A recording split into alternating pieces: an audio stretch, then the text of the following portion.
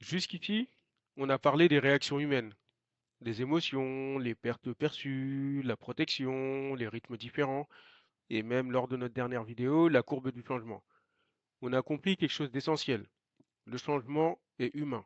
Il est donc imprévisible, il est complexe, et c'est justement pour ça qu'on a besoin d'un modèle. Parce que sans méthode, on improvise. Et quand on improvise sur un sujet humain, on fait presque toujours des erreurs. Un modèle, c'est pas juste de la théorie, c'est une carte. Et quand on traverse un terrain inconnu, on préfère avoir une carte plutôt que de marcher au hasard. Donc pourquoi on va utiliser un modèle d'accompagnement au changement?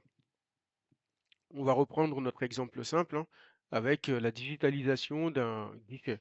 Donc on remplace finalement le papier, tout ce qui était informel, ou les réclamations sur le WhatsApp personnel de l'agent d'accueil.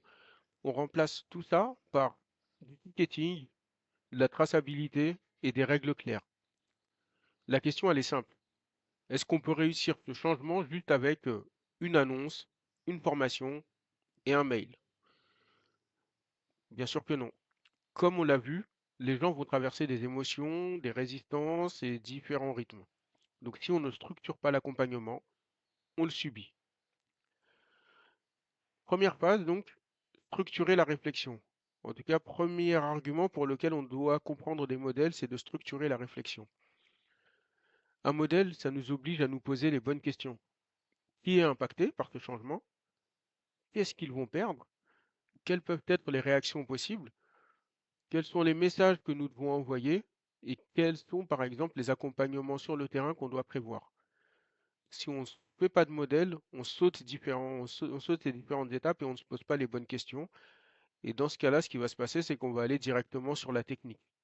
Enfin, comment mettre en place le logiciel ou l'outil, etc. Donc avec le modèle, ça permet de structurer la réflexion et donc finalement de ne pas improviser. On en arrive donc au deuxième point, c'est que la mise en place du modèle permet d'éviter l'improvisation. Concrètement, sans méthode, ben, on va toujours réagir trop tard. Concrètement, dans notre guichet, par exemple, ben, on va simplement installer le ticketing. Et 2 semaines plus tard, on va découvrir que bah, les agents contournent, comme on l'a vu sur une précédente vidéo, ou que les WhatsApp personnels continuent, ou que les gens continuent à faire de la double saisie au niveau de l'accueil. Bref, on panique, parce qu'on a improvisé. Et donc du coup, à ce moment-là, qu'est-ce qu'on va faire? Bah, on va rajouter une formation, et on va rajouter un mail, et on va rajouter une réunion. On va courir après chaque problème les uns après les autres. Alors qu'avec un modèle, on n'improvise plus, on anticipe.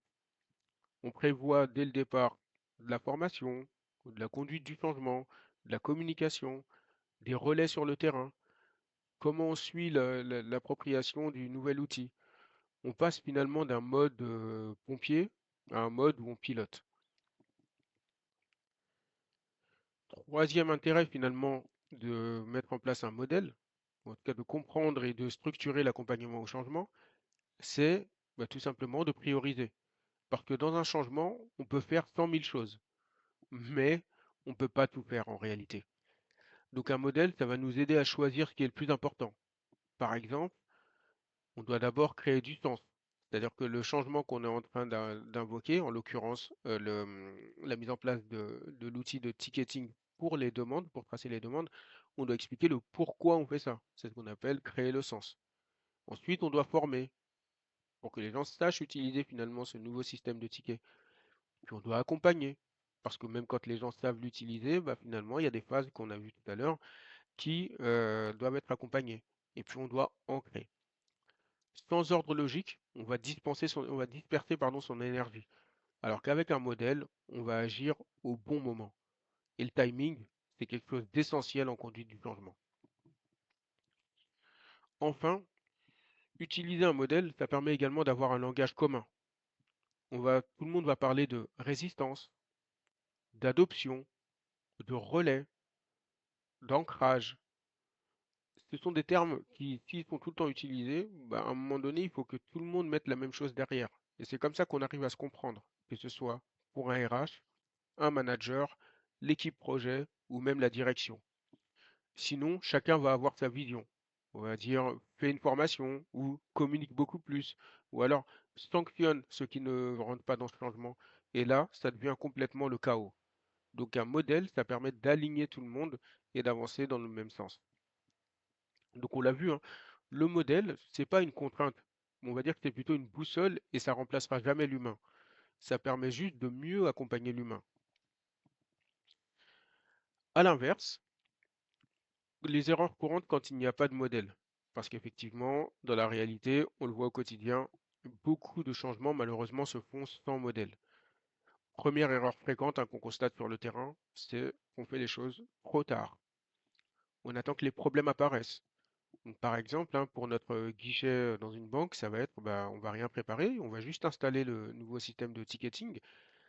Et à ce moment-là, on va avoir des agents qui vont contourner, qui vont commencer à communiquer autrement. Et c'est à ce stade que les habitudes reviennent. Parce que on n'a pas préparé, on a mis le ticketing, enfin le nouveau système, on voit qu'à ce moment-là, les agents contournent, et c'est à ce moment-là qu'on commence à communiquer. C'est trop tard. La deuxième erreur, quand il n'y a pas de structuration de modèle, c'est qu'on va trop vite. En gros, on va confondre la vitesse technique et la vitesse humaine. Imaginons que le logiciel soit prêt dès ce lundi. Donc tout le monde, en tout cas en erreur commune, va se dire bah, on doit être prêt dès lundi. Mais en réalité, l'humain ne va pas changer à la même vitesse que la technologie. Résultat, il y a du stress, du rejet, des blocages, et puis on va forcer, et puis on va créer de la résistance. Et le changement humain, il a besoin de temps. Donc c'est là où je dis qu'effectivement, sans modèle et sans cadre, on peut aller trop vite en confondant la vitesse technique, donc l'outil est prêt lundi, et la vitesse humaine. L'humain, les gens qui vont l'utiliser ne seront pas forcément prêts pour lundi, et si on n'a pas anticipé, ils ne seront pas prêts pour la mise en œuvre. Troisième erreur, c'est que c'est trop descendant. Donc concrètement, on va décider, on va annoncer, on va imposer. Tout ça sans écouter. Donc dans notre guichet, par exemple, si je reprends toujours le même cas, on va dire à partir de lundi, les WhatsApp personnels, c'est interdit. D'ailleurs, le petit message qui était envoyé par le client sur le WhatsApp, interdit. On fait ça sans explication, sans discussion. Les agents, bah, naturellement, ils vont se sentir exclus. Parce que quand on subit un changement, bah, du coup, on va résister beaucoup plus. Et c'est à ce moment-là qu'on voit que cette erreur-là, bah, qu'est-ce qu'elle va provoquer? Elle va provoquer un rejet. Parce qu'on n'a pas impliqué les agents, et donc forcément, ils n'ont pas adhéré, et donc ils vont avoir une espèce de rejet vis-à-vis de ce nouveau système. Dernier point, c'est quand on imagine finalement que le changement, il est uniquement technique, il est uniquement outil. On va se dire, bon bah s'ils ne l'utilisent pas, c'est parce que c'est un problème de formation. Donc on va faire plus de formation, plus de tutoriels, plus de manuels. Et comme on l'a vu, la résistance, souvent, elle est émotionnelle, elle n'est pas technique. Donc si on répond avec des nouvelles formations, finalement, pour des peurs, ça ne va pas changer la phase. Si jamais ça ne marche pas parce que les gens ne se projettent pas et qu'on arrive avec de nouveaux manuels, de nouvelles procédures techniques qui expliquent exactement comment doit marcher l'outil, ça ne fonctionnera pas. Donc en réalité, l'erreur dans ce cas-là, c'est que finalement on veut faire trop technique au lieu de se concentrer sur l'humain et sur ce que l'humain est en train de vivre. On l'a vu, sans modèle, on est presque sûr d'agir trop vite, trop tard, d'imposer ou de ne se focaliser que sur la technique. Et c'est exactement l'inverse de ce qu'il faudrait faire.